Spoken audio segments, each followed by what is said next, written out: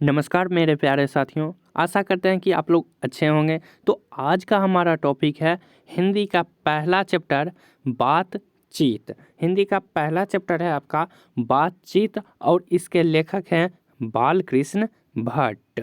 और इसका ऑब्जेक्टिव मैं पहले ही करा दिया हूँ, अगर वह आपने नहीं देखा है तो वीडियो के डिस्क्रिप्शन में आप लोग ऑब्जेक्टिव देख लीजिए।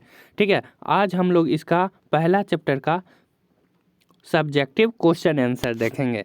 तो देखिए, पहला क्वेश्चन है आपका, अगर हम में वाक शक्ति ना होती तो क्या होता।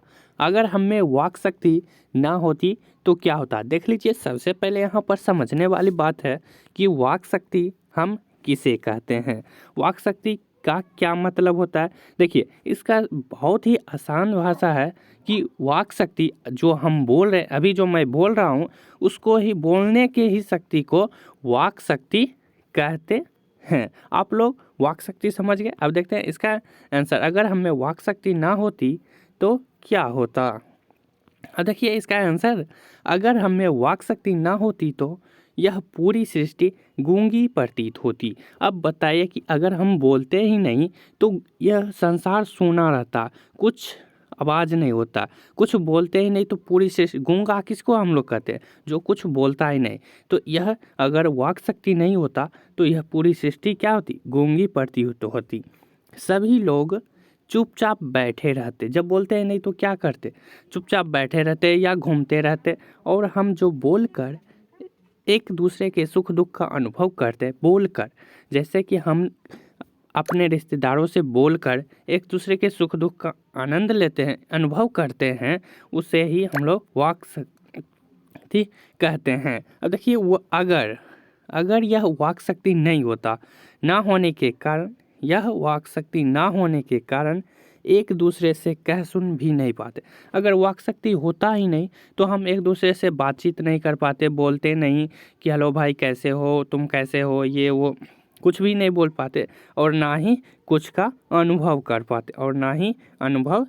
पाते, तो आप लोग एक नंबर क्वेश्चन समझ गए कि अगर हमें वाक शक्ति नहीं होता तो क्या होता। अब देखते हैं क्वेश्चन नंबर 2।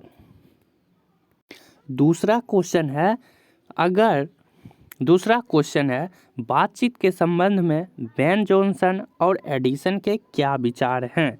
बातचीत के संबंध में बेन जॉनसन और एडिसन के क्या विचार हैं। अब देखिए, बातचीत, आप लोग इसको आसानी से समझिए तो मान के चलिए कि हमको वोट देना है, ठीक ना। वोट मान के चलो कि किसी एक का हमें सरकार बनाना है, ठीक ना, किसी एक का सरकार बनाना है और हमको किसको चुनना है, तो हम तो वोट देंगे कि अरे हमको ये सरकार चाहिए, हमको ये सरकार चाहिए, तो हमें वोट देना होगा। तो ऐसे ही मान के चलो कि हमें बातचीत को वोट देना है, तो हम, एक आदमी ने दे दिया इसका अलग भाषा और ये दूसरा जो थे वो अलग भाषा दे दिया कि नहीं हमको ये चाहिए, और ये कह दिया कि हमको ये चाहिए। तो दोनों अपना अपना मत दिए, अपना अपना वोट दिए कि बातचीत क्या हो सकता है। तो उसी तरह से समझिए कि बातचीत के बारे में बेन जॉनसन क्या कहा और एडिसन ने क्या कहे थे, बातचीत के बारे में अपना अपना मत दिए थे। तो सबसे पहले आता है बातचीत के संबंध में बेन जॉनसन का राय है। बेन जॉनसन, सबसे पहले बेन जॉनसन का देखेंगे, फिर देखेंगे एडिसन क्या बोले थे। तो बेन जॉनसन जो थे वो बोले थे कि बोलने से ही मनुष्य के रूप का साक्षात्कार होता है।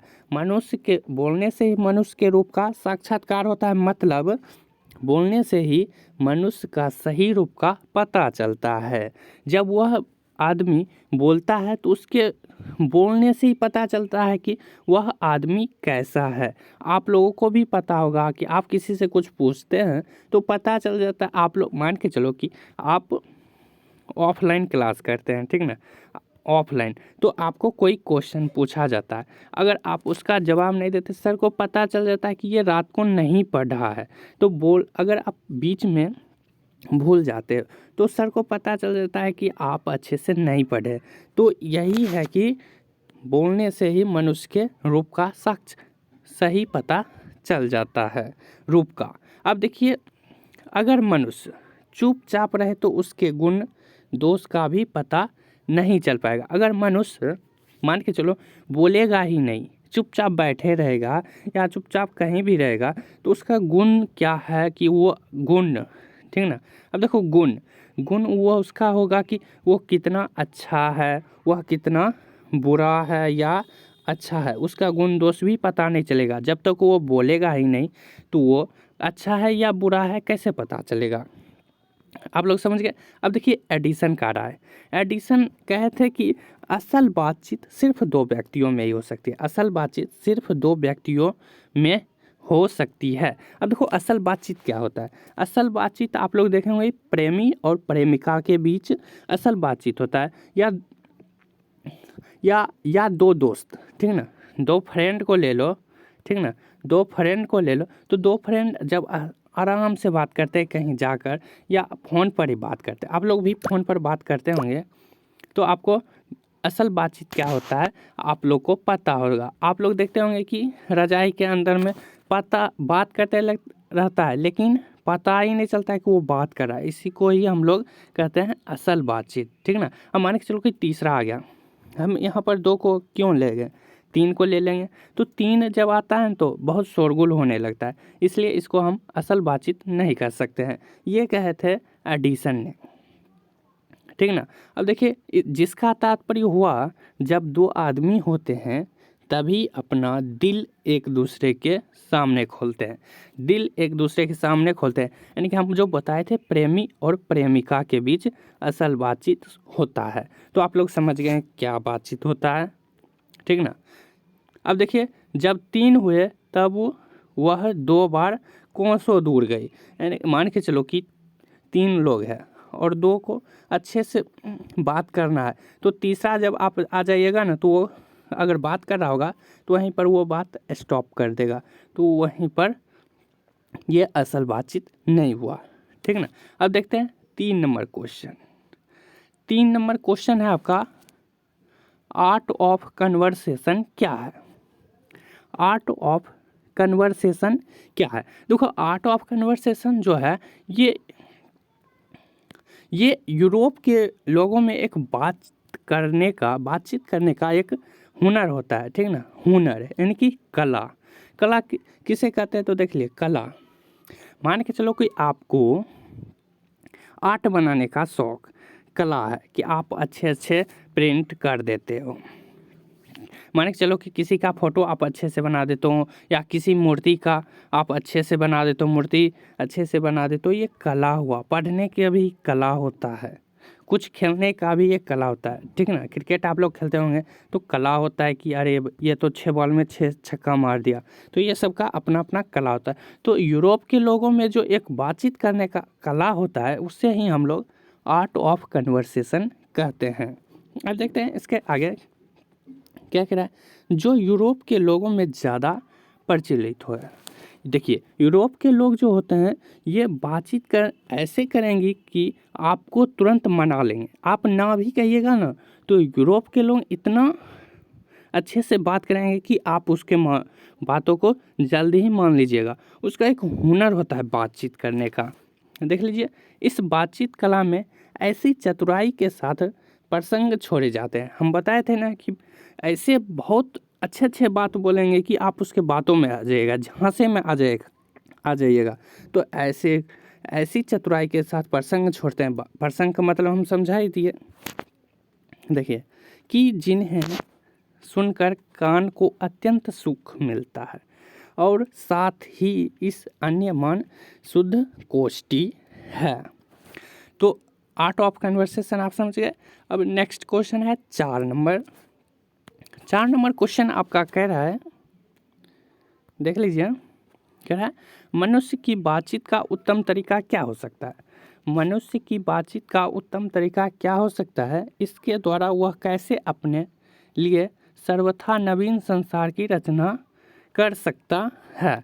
अब देखिए मनुष्य के बातचीत का उत्तम तरीका यह होता है कि वह अपने आप से बात करे। आप लोगों को पता होगा कि आप जब रात को सोने के लिए जाते हैं तो सोने के लिए जब आप लोग जाते हैं तो सोने से पहले मन में विचार आता है कि यार हमको ये कर लेना चाहिए था, हम ये नहीं किए वो कर लेना चाहिए। तो अपने आप में उस वक्त बात होते रहता है। आप लोग भी मान के चलो कि कहीं जाते हैं तो अपने आप में कुछ खरीदते हैं, ठीक ना, कुछ खरीदते हैं तो ये आप अपने आप से बात करते हैं, अरे ये तो अच्छा भी हो सकता है और ये भी ख़राब भी हो सकता है। तो बातचीत होता है अपने आप में, फिर आप एक अच्छा सा डिसीजन लेते हो कि नहीं, हाँ ये रास्ता पर चलेंगे तो अच्छा ही होगा और ये रास्ता पर चलेंगे तो खराब ही होगा। तो यही है उत्तम तरीका। अब देखते हैं इसका परिभाषा। मनुष्य में बातचीत का सबसे उत्तम तरीका आत्म वार्तालाप है। आत्म वार्तालाप तो हम बता ही दिया कि अपने आप से बात करना। अब देखिए, मनुष्य अपने अंदर ऐसी शक्ति विकसित करे जिसके कारण वह अपने आप से बात कर लिया करे। ऐसी शक्ति विकसित करे जिससे कि वह अपने आप से बात कर लिया करे। तो आप लोग भी अपने आप से बात करते होंगे, ज़रूर करते होंगे, और अभी भी बात कर रहे होंगे अपने आप से कि अरे हमको ये वीडियो नहीं देखना चाहिए, एक बार पबजी हो जाता है, या एक मूवी देख लेते हैं, अभी आपके मन में चल रहा होगा। तो यही है आत्म वार्तालाप, ठीक ना। अब देखिए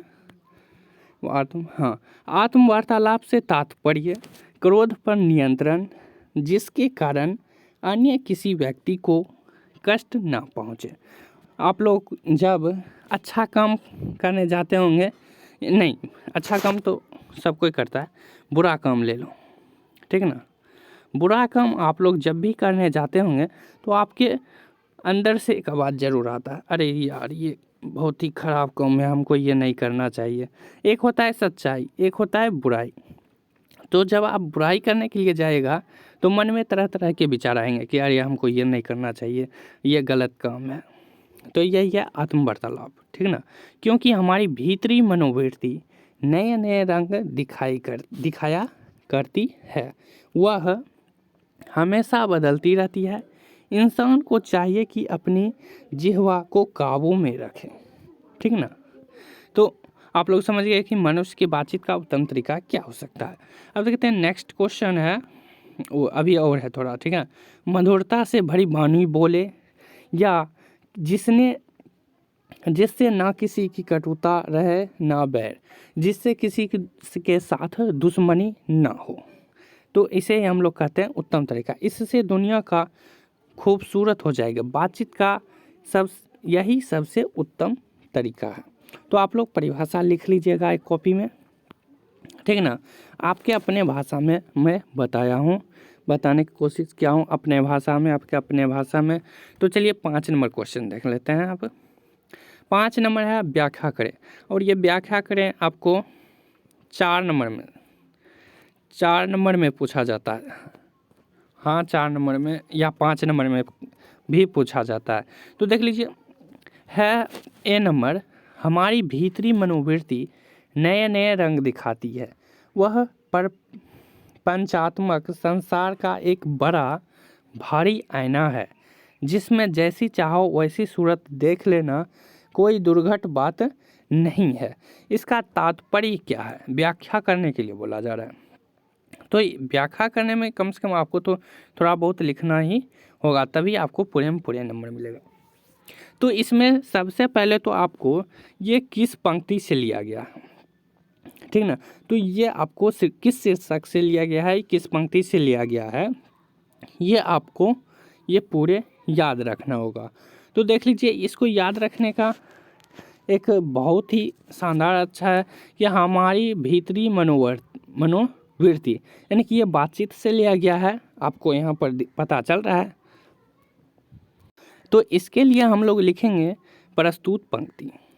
देख लीजिए यहाँ पर प्रस्तुत पंक्ति, विद्वान यहाँ पर लिखेंगे या नहीं लिखेंगे कोई बात नहीं। प्रस्तुत पंक्ति बालकृष्ण भट्ट, लेखक हैं बालकृष्ण भट्ट। तो बालकृष्ण भट्ट द्वारा रचित बातचीत शीर्षक निबंध से लिया गया है। प्रस्तुत पंक्ति कहाँ से लिया गया है, बातचीत शीर्षक निबंध से लिया गया है। इस पंक्ति, ये जो पंक्ति है वो बातचीत शीर्षक निबंध से लिया गया है। इन पंक्तियों में लेखक ने लिखा है, या इन पंक्तियों के माध्यम से लेखक कहना चाहते हैं या कवि कहना चाहते हैं कि जब मनुष्य समाज में रहता है तो समाज से ही भाषा सीखता है। मान के चलो आप जिस समाज में रहते हो, ठीक ना, आप समाज की बात कर रहा हूँ ना, तो मान के चलो कि आप बिहार में रहते हो, बिहार के एक छोटे से गांव में रहते होंगे, ठीक ना, बिहार के छोटे से गांव में, और वहाँ का भाषा क्या है, भोजपुरी, ठीक ना, भोजपुरी। तो आप भोजपुरी समाज में रहते हो, ठीक ना, आपके मम्मी पापा क्या बोलते थे, भोजपुरी। देखो, मम्मी पापा क्या बोलते थे, भोजपुरी। तो आप भी, और उस समाज में सब लोग क्या बोलते थे, भोजपुरी। और आप भी जब आप छोटे थे तो आपको भोजपुरी बोलना ही सिखाया गया होगा, ना कि डायरेक्ट इंग्लिश और हिंदी सिखाया गया होगा। तो इसलिए कि आप लोग जिस समाज में रहिएगा तो उसी की वेशभूषा सीखिएगा, इसके कहने का मतलब हुआ, ठीक ना।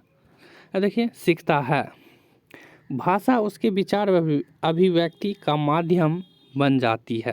भाषा जो होता है उसके विचार अभिव्यक्ति का माध्यम बन जाता है, परंतु उसके अंदर मनोवृत्ति स्थिर नहीं रहती है। कहा भी गया है कि चित्त बड़ा चंचल होता है, ठीक ना, चित्त बड़ा चंचल होता है, यानी कि मन बहुत बड़ा चंचल होता है। कभी ये सीखने का मन करता है तो कभी वो सीखने का मन करता है। इसलिए यहाँ पर बोला गया है चित्त बड़ा चंचल होता है। इसकी चंचलता के कारण एक मनुष्य दूसरे मनुष्य को दोस्त और दुश्मन मान लेता है। हम बताए थे कि आप लोग जिस समाज में रहिएगा और उस भाषा सीखिएगा, वैसे ही तो आपको एक बुराई देखेगा और एक अच्छाई देखेगा। तो आप बुराई की तरफ जाइएगा तो आपको मन में बहुत सारे सवाल आएंगे कि हम ये इस तरफ क्यों जा रहे हैं, इस तरफ हम क्यों नहीं जा रहे हैं। तो यहाँ पर भी कहने का वही मतलब है कि दुश्मन मान लेता है अपने दोस्त को भी, मनुष्य को दोस्त और दुश्मन मान लेता है। अब देखिए उसके आगे कह रहा है, वह कभी क्रोध कर बैठता है तो कभी कभी मीठी मीठी बातें करता है। मनुष्य का मन ऐसे होता है, कभी कभी गुस्सा भी कर लेता है तो कभी कभी हंसता भी है कि चलो यार अच्छा हुआ, डीजे बजा लेते हैं, गाना सुन लेते हैं, ठीक ना। और देखिए, इस स्थिति में मनुष्य की असली चरित्र का पता नहीं चलता। मनुष्य के मन की स्थिति गिरगिट के रंग जैसे बदलती रहती है। मनुष्य का स्थिति ऐसा हो गया है कि गिरगिट के रंग जैसे बदलती रहती है कि उसका चाल कैसा है, व्यवहार कैसा है, ठीक ना। इस स्थिति के कारण लेखक इस मन के प्रपंचों को जड़ मानते हैं।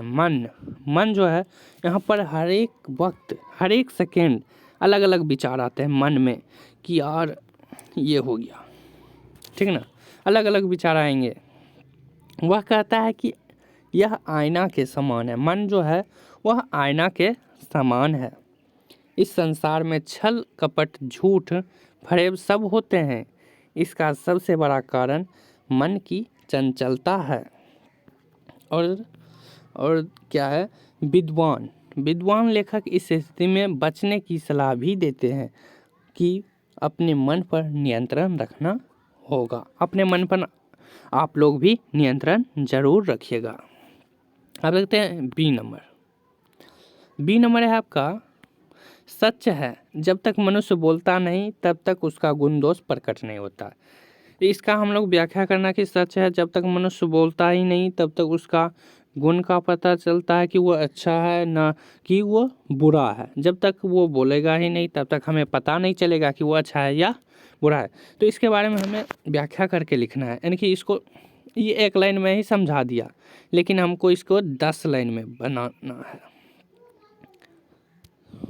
तो देखिए इसका आंसर प्रस्तुत पंक्ति बालकृष्ण भट्ट द्वारा रचित बातचीत शीर्षक निबंध से लिया गया है। इस निबंध के माध्यम से कवि बताना चाहते हैं या कहना चाहते हैं कि यहाँ तक तो आपको जब भी आपको व्याख्या करने में पूछा जाए तो यहाँ तक आपको सभी में लिखना होगा, ठीक ना। उसके बाद आप लोग इसके बारे में व्याख्या कीजिएगा। तो इसके आगे देखते हैं, बातचीत ही एक विशेष तरीका होता है। बातचीत ही एक ऐसा विशेष तरीका होता है जिसके कारण मनुष्य आपस में प्रेम से बातें कर उसका आनंद उठाते हैं। प्रेम से बातें कर, मीठी मीठी बातें कर उसका आनंद उठाते हैं। परंतु मनुष्य जब वाचाल हो जाता है अथवा बातचीत के दौरान अपने आप पर काबू नहीं रख पाता, यानी कि बातचीत अपने जब करता है तो वो अपने आप पर कभी कभी क्या होता है कि काबू मन को नहीं रख पाता है, जिसके कारण लड़ाई झगड़ा हो जाता है, ठीक ना। तो वह दोष है जब मनुष्य अपने मन को अपने आप पर काबू नहीं रख पाता है तो वह उस मनुष्य का दोष होता है, ठीक ना, वह दोष होता है। और वहीं पर अपने मन को अगर जो आदमी काबू कर लेता है वह उसका गुण है। मान के चलो कि आपको बहुत गुस्सा आया, ठीक ना, गुस्सा आया बहुत, और आपको मारपीट करने का मन कर रहा है, बहुत कर रहा है।